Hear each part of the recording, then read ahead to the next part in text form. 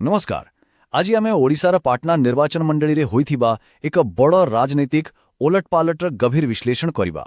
एही फलाफल केवल गोटिए आसनर हार जीतर कहानी नुहे, यह आमको भारतीय राजनीतिर बदलुथिबा समीकरण विषय बहुत किछि शिखाए। आसंतु प्रथमे बुझिबा आमे केउ स्थान विषय कथा हेउछे।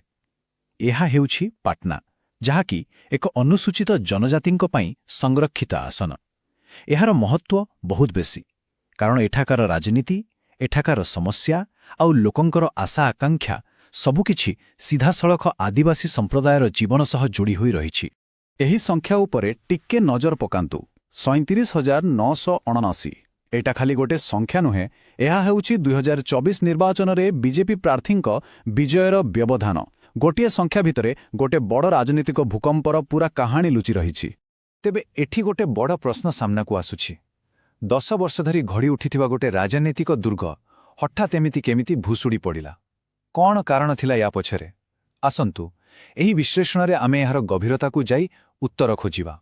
तेबे एही उल्टापाल्टा को बुझिबा पई आमको टिके पछकु जिबाकु पड़िबो। आमे गत 30 वर्षर निर्वाचनी तथ्य को देखिबा, कारण कोनोसी भी राजनैतिक परिवर्तन हठात हुएनी, तार मूलदुआ बहुत आगुरु पड़ी सारी थाए। पाटणार राजनैतिक यात्रा बहुत रोचक। देखंतु 2000 मसीहारे बीजेपीर दबदबा थिला, किंतु 2009 रे पाणीपाग बदलिला। बीजेडी प्रथम थर पई आदिवासी भोट को निजाड़ को आनिबारे सफल हैला। एमितिकी 2014 मोदी लहर भी एही दुर्ग को भेद करि पारिलानी। 2019 रे भी सबुकिछि ठीक लागुथिला, किंतु 2024 रे जहा हैला ताहा एही आसनर इतिहास रे एक नुआ अध्याय लिखिदेला। एही चार्ट को देखिले परा चित्र आहुरी स्पष्ट होइजिबो।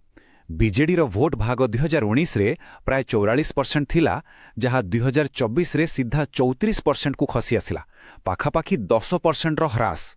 अन्यपटे बीजेपीर भोट भाग आश्चर्यजनक भावे बढ़ी 55% रु अधिक होइगला। एहा केवल भोट स्विंग नुहे, एहा एक राजनीतिक सुनामीर संकेत। ठीक अछि, संख्या हमकु कहिला जे कोन हैला, किंतु एबे प्रश्न हेउछि एमिति काहेकि हैला। एहार उत्तर पाइबा पई आमको प्रार्थी एवं दलर शक्ति और दुर्बलता को विश्लेषण करने पड़िबो। बीजेडी प्रार्थी जगन्नाथ नायक को प्रोफाइल देखंतु। कागजपत्र रे सबुकिछि ठीक लागुछि। स्वच्छ भावमूर्ति, कौनसी अपराधिक मामला नहीं, 2 थरर विधायक, अभिज्ञता भी अछि।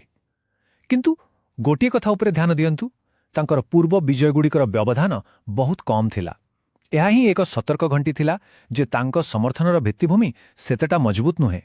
एबे दल को देखिबा। बीजेडीर शक्ति थिला तार गाँव गहलीर संगठन आउ नवीन पट्टनायक लोकप्रियता, किंतु दुर्बलता भी कम नथिला, जेमितिकी वयस्क नेतृत्व, स्थानीय समस्या उपरे लोकंक सह ठीक भावे जोड़ी न हेबा आउ पुराणा ढंगर प्रचार उपरे अधिक निर्भर करिबा। समय बदलिबा सह एसबु दुर्बलता सामना को आसिला।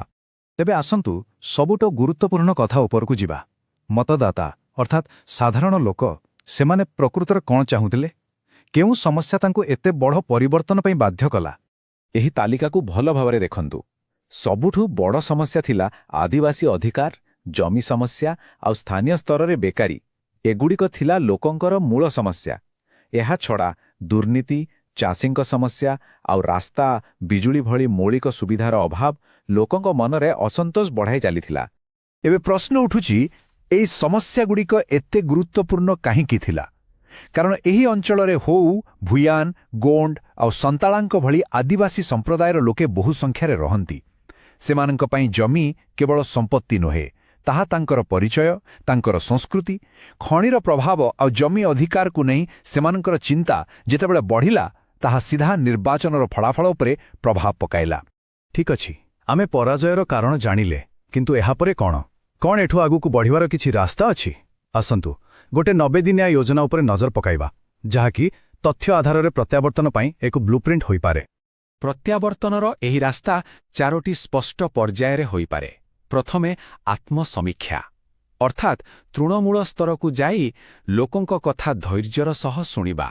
द्वितीय रे सेही आधार रे आदिवासी मानंकर मूल समस्या को नेई एक शक्तिशाली वार्ता प्रस्तुत करिबा। तृतीय रे घनिष्ठ जनसंपर्क अभियान आरंभ करिबा एवं शेष मुहूर्त रे घर घर बुली लोकंकु बुझाइबा। आउ एही रणनीतिर सबुठु गुरुत्वपूर्ण अंश हेउची विश्वास पुणी थरे जितिबा। आउ ताहा केमिति हेबो? नेतांकु लोकंक पाखरे सहजरे उपलब्ध हेबाकु पड़िबो। ଆଉ ସବୁଠୁ ବଡ଼ କଥା ନମ୍ରତାର ସହ ନିଜର ଭୁଲକୁ ସ୍ୱୀକାର କରିବାକୁ ପଡ଼ିବ। ଏହିଠୁ ହିଁ ବିଶ୍ୱାସ ପୁନର୍ଗଠନର ଆରମ୍ଭ ହୁଏ।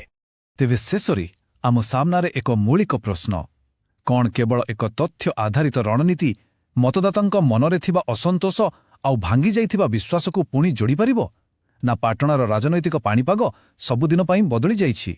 ଏହାର ଉତ୍ତର ତ କେବଳ ସମୟ ହିଁ ଦେବ। କିନ୍ତୁ ଏହି ବିଶ୍ଳେଷଣ ଆମକୁ ଭବିଷ୍ୟତକୁ ଦେଖିବାର ଏକ ନୂଆ ଦୃଷ୍ଟି ଦେଉଛି। ଯଦି ଆପଣ ଜଣେ ଲୋକକେନ୍ଦ୍ରିକ ନେତା ହେବାକୁ ଏବଂ ଆପଣଙ୍କ ନିର୍ବାଚନ ମଣ୍ଡଳୀକୁ ଉନ୍ନତ କରିବାକୁ ଚାହୁଁଛନ୍ତି, ତେବେ blueprintstrategies.ai ସହିତ mgr@blueprintstrategies.ai ରେ ସମ୍ପର୍କ କରନ୍ତୁ କିମ୍ବା 08042201602 ରେ କଲ୍ କରନ୍ତୁ। ରାଜନୀତିର ଊର୍ଦ୍ଧ୍ୱରେ ଉଦ୍ଦେଶ୍ୟ